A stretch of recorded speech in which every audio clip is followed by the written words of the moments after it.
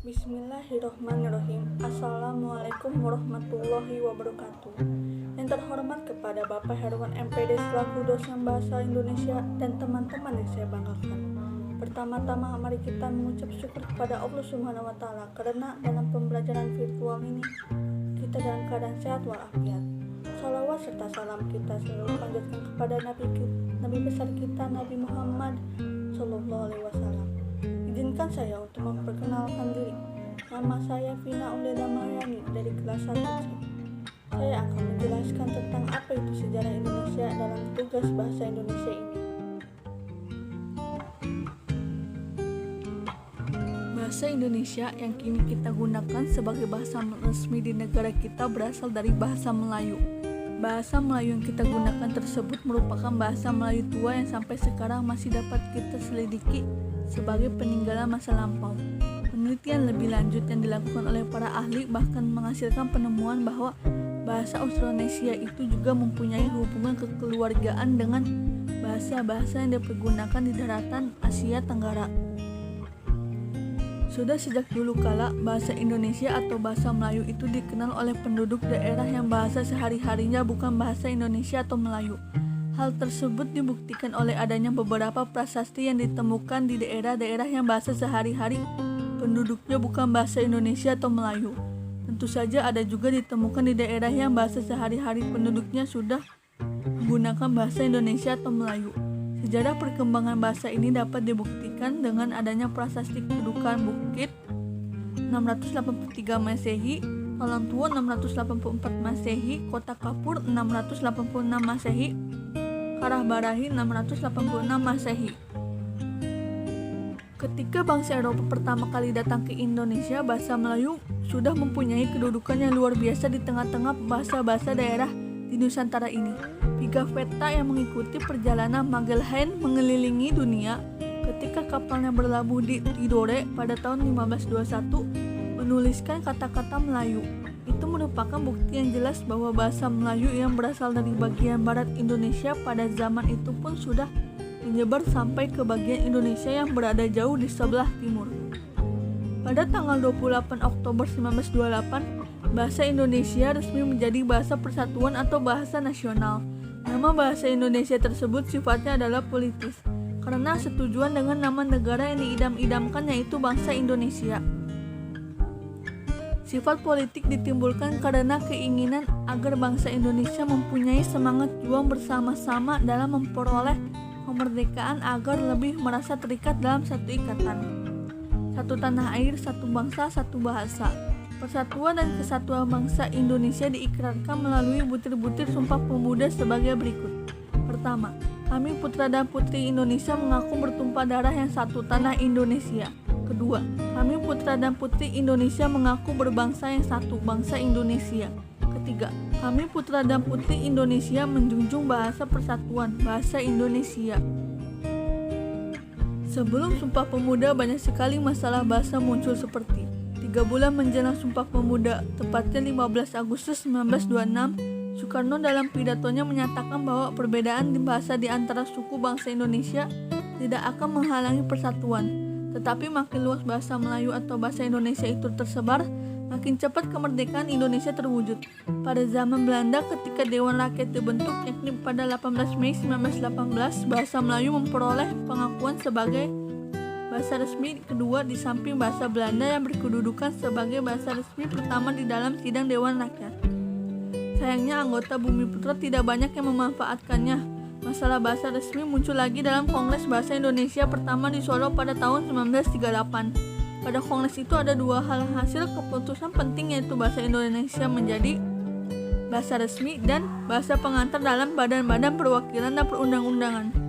Demikianlah lahirnya bahasa Indonesia bukan sebagai sesuatu yang tiba-tiba jatuh dari langit, tetapi melalui perjuangan panjang disertai keinsafan, kebulatan tekad, dan semangat untuk bersatu.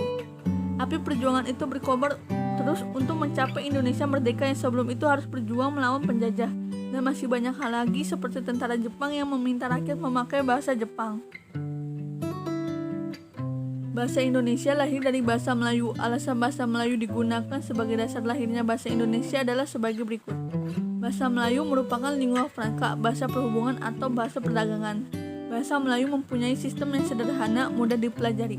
Suku bangsa Jawa dan Sunda telah dengan sukarela menerima bahasa Indonesia sebagai bahasa nasional, semata-mata didasarkan pada keinsafan karena sadar akan perlunya kesatuan dan persatuan bangsa. Pada kenyataannya dapat dibuktikan bahwa bahasa Indonesia adalah bahasa yang dapat dipakai untuk merumuskan pendapat secara tepat dan mengutarakan perasaan secara jelas. Sejalan dengan pendapat Slamet Mulyana di atas, Sujito menjelaskan secara sederhana alasan mengapa bahasa Melayu yang dijadikan landasan lahirnya bahasa Indonesia sebagai berikut. Bahasa Melayu telah digunakan sebagai lingua franca selama berabad-abad sebelumnya di seluruh kawasan tanah air kita atau Nusantara. Hal tersebut tidak terjadi pada bahasa Jawa, Sunda, ataupun bahasa daerah lainnya. Bahasa Melayu memiliki daerah persebaran yang paling luas dan melampaui batas-batas wilayah bahasa lain meskipun penutur aslinya tidak sebanyak penutur asli bahasa Jawa, Sunda, Madura, ataupun bahasa daerah lainnya. Bahasa Melayu masih berkerabat dengan bahasa-bahasa Nusantara lainnya sehingga tidak dianggap sebagai bahasa asing.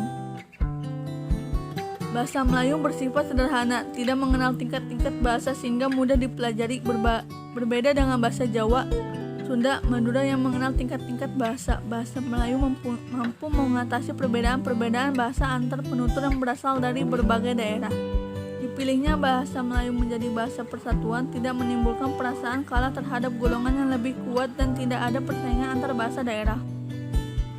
Di dalam kedudukannya sebagai bahasa nasional, bahasa Indonesia berfungsi sebagai 1. Lambang kebangsaan nasional, 2. Lambang identitas nasional, 3. Alat pemersatu berbagai suku bangsa yang berlatar belakang sosial, budaya, dan bahasa yang berbeda, dan 4. Alat perhubungan antar daerah antar budaya. Di dalam kedudukan sebagai bahasa negara, bahasa Indonesia berfungsi sebagai 1. Bahasa resmi negara, 2. Bahasa pengantar di dalam dunia pendidikan, 3.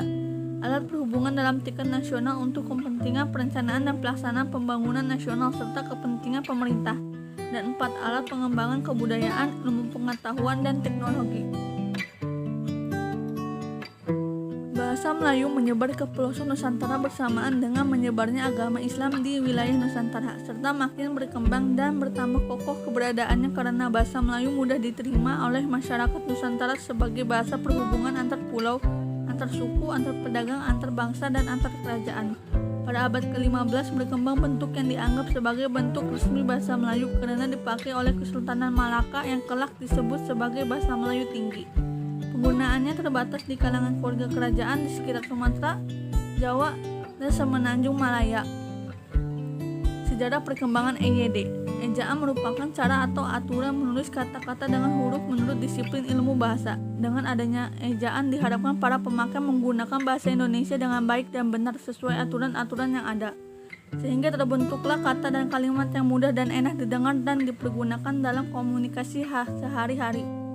Sesuai dengan apa yang telah diketahui bahwa penyempurnaan ejaan bahasa Indonesia terdiri dari ejaan Van Ophuijsen. Ejaan ini merupakan ejaan bahasa Melayu dengan huruf Latin. Charles Van Ophuijsen yang dibantu oleh Nawawi Sultan Mamur dan Muhammad Taib Sultan Ibrahim menyusun ejaan baru ini pada tahun 1896. Pedoman tata bahasa ini kemudian dikenal dengan nama ejaan Van Ophuijsen itu resmi diakui pemerintah kolonial pada tahun 1901. Ejaan Sewandi adalah ketentuan ejaan dalam bahasa Indonesia yang berlaku sejak 17 Maret 1947. Ejaan ini kemudian juga disebut dengan nama ejaan Sewandi. Menteri Pendidikan dan Kebudayaan kala itu ejaan ini mengganti ejaan sebelumnya, yaitu ejaan Van Ophuijsen yang mulai berlaku sejak tahun 1901. Ejaan Sewandi ini berlaku sampai tahun 1972 lalu digantikan oleh ejaan yang disempurnakan atau EYD pada masa Menteri Masyuri Saleh. Pada masa jabatannya sebagai Menteri Pendidikan dan Kebudayaan pada 23 Mei 1972, Masyuri mengesahkan penggunaan ejaan yang disempurnakan dalam bahasa Indonesia yang menggantikan ejaan Sewandi.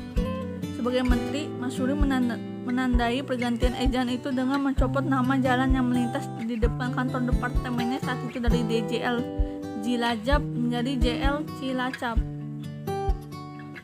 Ejaan yang disempurnakan atau EYD adalah ejaan bahasa Indonesia yang berlaku sejak tahun 1972. Ejaan ini menggantikan ejaan sebelumnya, ejaan Republik atau ejaan Sewandi. Pada 23 Mei 1972, sebuah pernyataan bersama telah ditandatangani oleh Menteri Pelajaran Malaysia pada masa itu Tun Hussein On dan Menteri Pendidikan dan Kebudayaan Republik Indonesia Masyuri.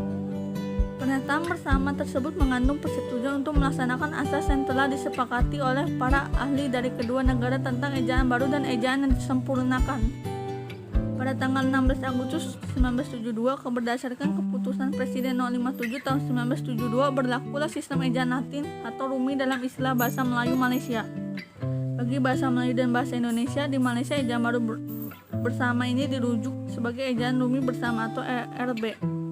Selanjutnya, Departemen Pendidikan dan Kebudayaan menyebarluaskan buku panduan pemakaian berjudul Pedoman Ejaan Bahasa Indonesia yang Disempurnakan. Pada tanggal 12 Oktober 1972, Panitia Pengembangan Bahasa Indonesia Departemen Pendidikan dan Kebudayaan menerbitkan buku Pedoman Umum Ejaan Bahasa Indonesia yang Disempurnakan dengan penjelasan kaidah penggunaan yang lebih luas. Setelah itu, Menteri Pendidikan dan Kebudayaan dengan surat putusannya No. 0196/1975 memberlakukan Pedoman Umum Ejaan Bahasa Indonesia yang disempurnakan dan Pedoman Umum Pembentukan Istilah.